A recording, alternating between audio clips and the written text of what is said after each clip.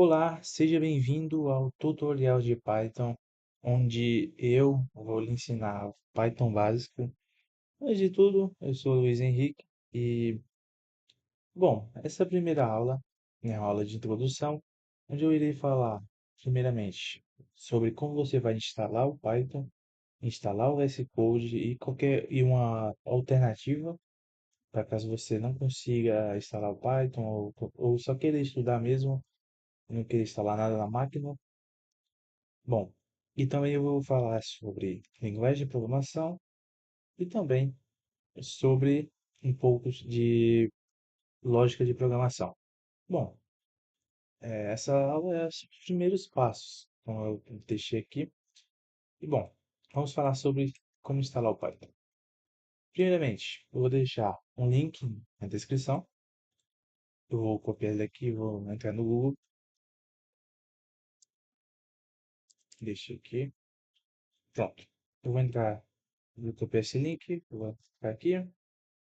E bom, esse tutorial vai visar muito quem está no Windows, tá? Uma vez que é o sistema que eu estou operando aqui. E bom, em Downloads, Windows, você desce um pouquinho e vem aqui, ó. Download, download Windows Installer e pode clicar, vai baixar. E bom, para o VS Code, deixei também um link.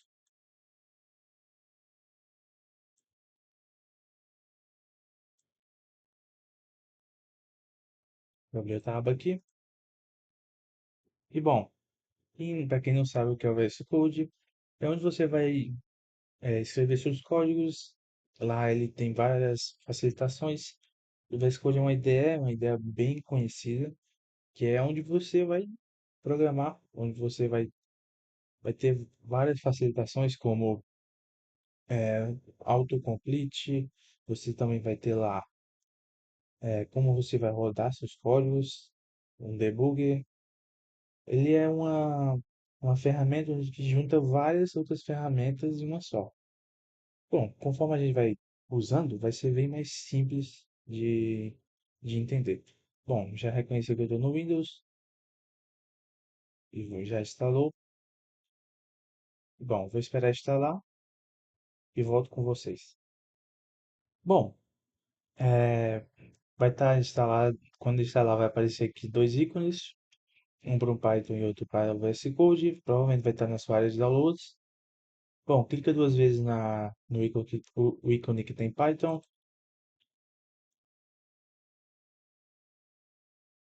E bom, primeiramente, você vai marcar essas duas caixinhas e vai instalar aqui, ó, install now. Bom, de forma bem rápida, não demora muito. Bom, pessoal, quando instalar vai aparecer aqui, ó, essa telinha, você aperta aqui em close e fecha. E agora, VS Code, mesma coisa, clica duas vezes. E bom, você vai ler se você quiser ler, você pode ler, mas aperta aqui em aceitar os termos, avançar, avançar novamente, avançar. E aqui você vai criar, você vai adicionar essa e essa. Bom, quando você estiver fora do VS Code e quiser abrir alguma pasta, você vai conseguir abrir apertando o botão direito do mouse e apertando lá para abrir pelo VS Code, tá? Basicamente isso aqui é que essas duas caixinhas vão fazer, tá? E no meu caso eu vou criar um atalho na área de trabalho, avançar e instalar. Perfeito. O VS Code está aberto. Se você não quiser que inicie, só é tirar desativar isso aqui. Eu quero que inicie e a gente já vai entrar aqui para eu mostrar a vocês o que é o VS Code de forma rápida. Bom, pessoal, quando vocês iniciarem o VS Code, primeiramente não vai estar em português, porque eu acabei desinstalando para reinstalar e mostrar para vocês como é que faz, mas vai estar essa telinha de bem-vindo. E bom, Se você quiser saber como é que deixa ele é, em português e tudo mais, aqui nas extensões. Bom, as extensões que eu recomendo vocês instalarem, pessoal, é essa, português, para traduzir o VS Code, tá? Essa daqui, essa também. Basicamente essas é, quatro extensões para Python, tá? E bom, quem quiser também pode instalar o VS Code Icons e deixe-me ver se tem mais alguma que é necessário. Bom, se vocês quiserem, podem instalar essa aqui. Se não me engano, ela mostra quando você está errando alguma coisa para que você possa corrigir. E bom, basicamente é isso. E bom, outra coisa que eu recomendo, vocês irem aí no gerenciador de arquivos de vocês. Eu vou clicar aqui na área de downloads mesmo, tá? E vou criar uma pasta. Vocês podem criar em qualquer lugar. Eu recomendo na área de trabalho.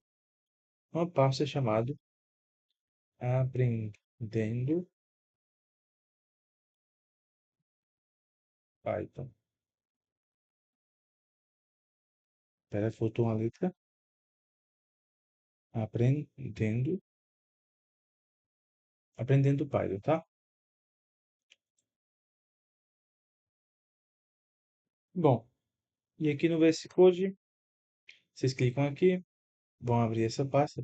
Clica aqui, ó, abrir a pasta. Ou vem aqui no Download, Aprendendo Python e seleciona a pasta. Basicamente é aqui onde a gente vai começar a trabalhar com os arquivos Python. Basicamente é aqui onde nas próximas aulas eu vou começar a trabalhar de forma mais dinâmica, tá? Bom, voltando aqui no mapa conceitual, eu também vou deixar para vocês um link para um site, que é o site do Python Online, para aqueles que não conseguem ou não querem baixar o Python, só querem aprender e não vão aplicar ainda. Vocês podem ir aí no Python Online ou até mesmo usando no mobile, que funciona bem. Dá para acessar pelo celular esse site. Vai estar aí um link na descrição. Esse site também dá para vocês instalar módulos, então vai ser interessante mais para frente. Vai ter uma aula só sobre módulos e outras. Mais para frente a gente vai falar sobre eles. E bom, vamos para o próximo tópico. Bom, pessoal, o nosso próximo tópico é linguagens de programação.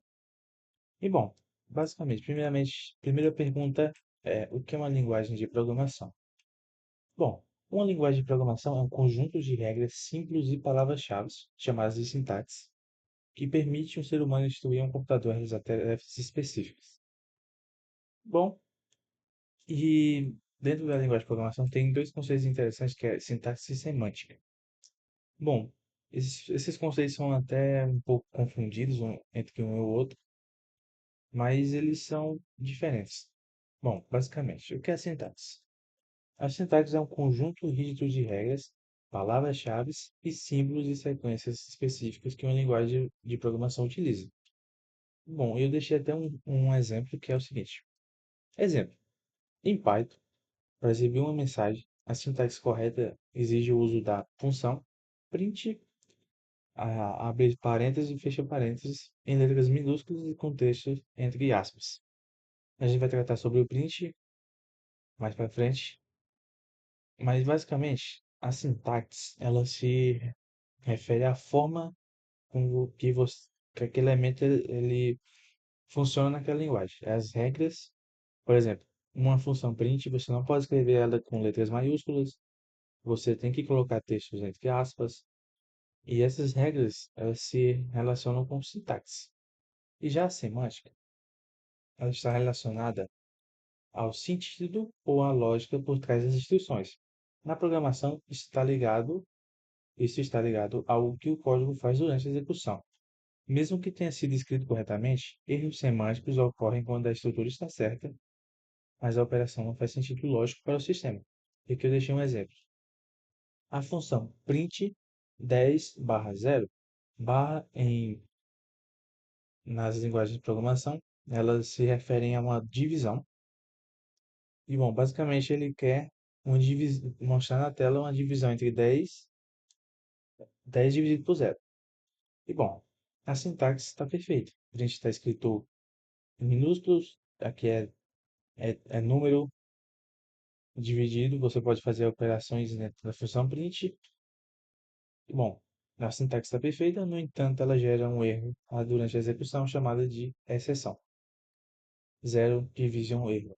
A gente vai falar sobre exceções, como é que a gente vai tratar elas, porque quando uma exceção ela ocorre, ela para o funcionamento do código e a gente tem que saber como tratar elas. Por exemplo, se em algum momento no seu código, por exemplo, se você for fazer uma calculadora e for deixar para o usuário fazer uma divisão entre o número zero, dividir algum número por zero, a gente tem que tratar esse erro porque ele vai travar a execução do seu código e mais para frente eu vou ensinar como é que a gente vai tratar essas exceções, tá?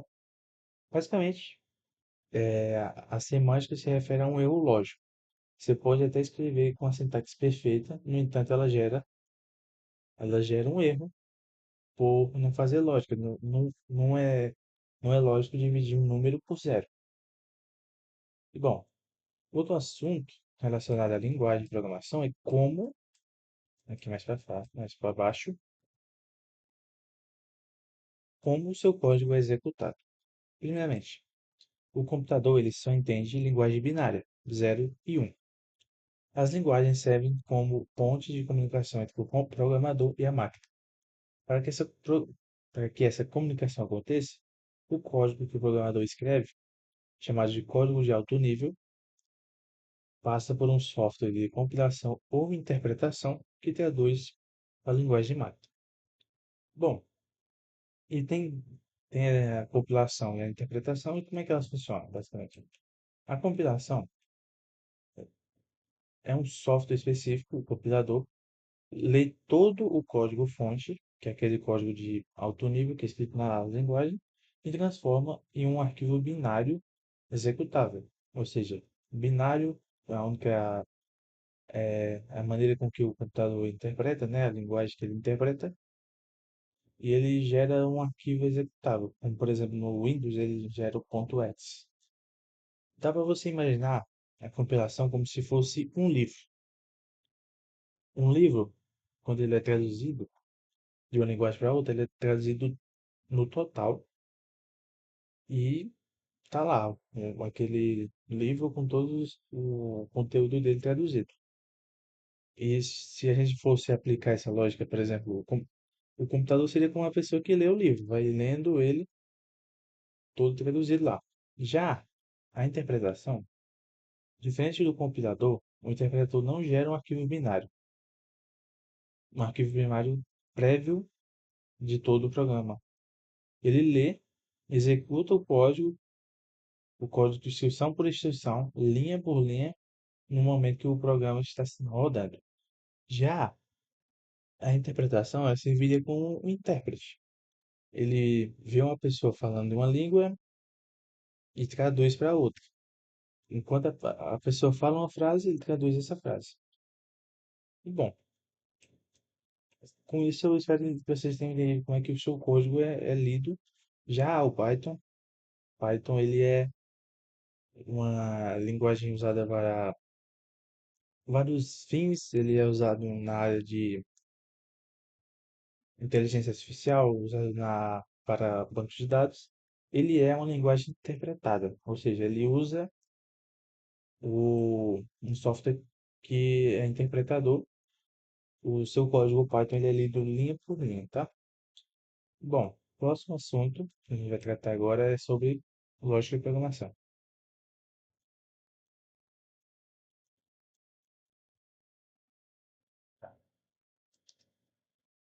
Bom, pessoal, em relação à lógica de programação, primeiramente, o que é a lógica de programação?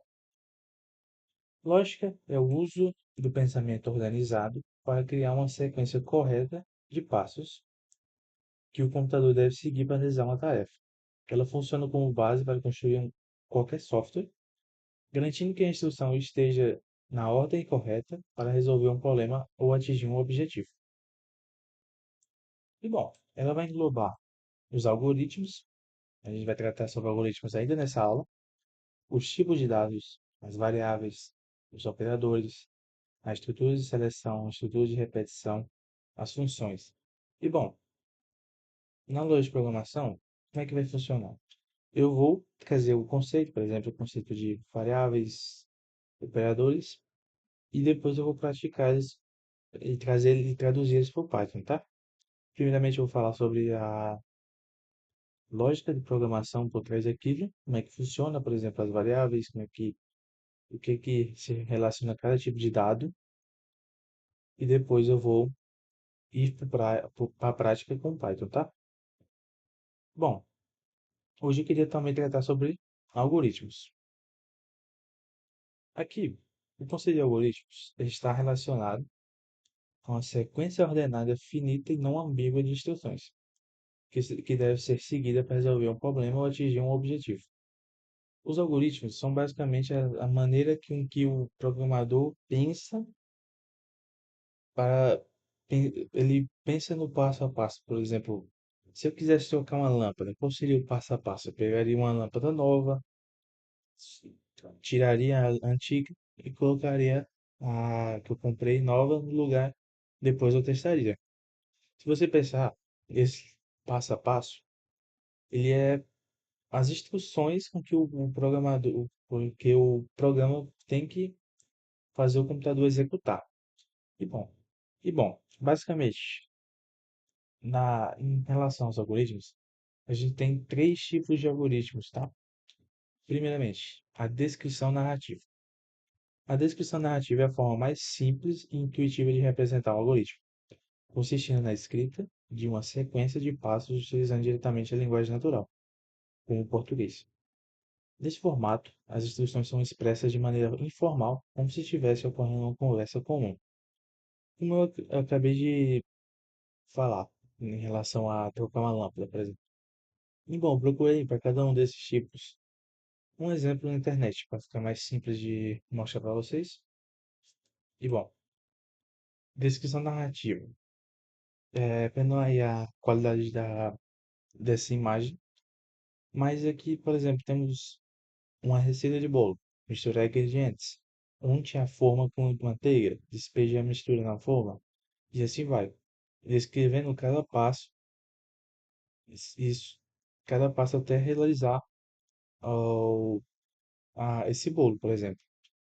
Essa é a descrição narrativa. A gente tem outras formas de representar o algoritmo. A descrição narrativa ela é bem mais informal, tá? Ela é um pouco mais ambígua que as outras. Por exemplo, o português estruturado, também conhecido como pseudocódigo ou Portugal, é uma forma de representação de algoritmos que utiliza uma linguagem estruturada com regras e padrões bem definidos. Ela funciona como uma falsa linguagem de programação, permitindo que o programador foque na lógica do problema sem se preocupar com a complexidade técnicas de uma linguagem real. E bom, aqui eu trouxe até um exemplo de como seria esse pseudocódigo. Aqui é o Portugal. E bom, ele funciona como uma linguagem real mesmo, porém ela é feita para realmente escrever algoritmos.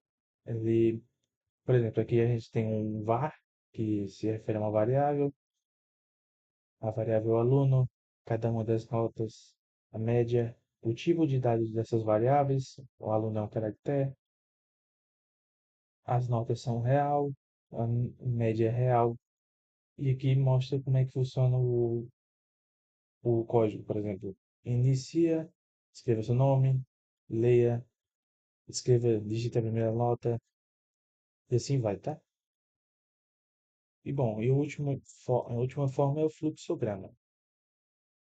O fluxograma é uma representação gráfica de um algoritmo que utiliza formas geométricas para descrever o passo a passo, os passos de um programa.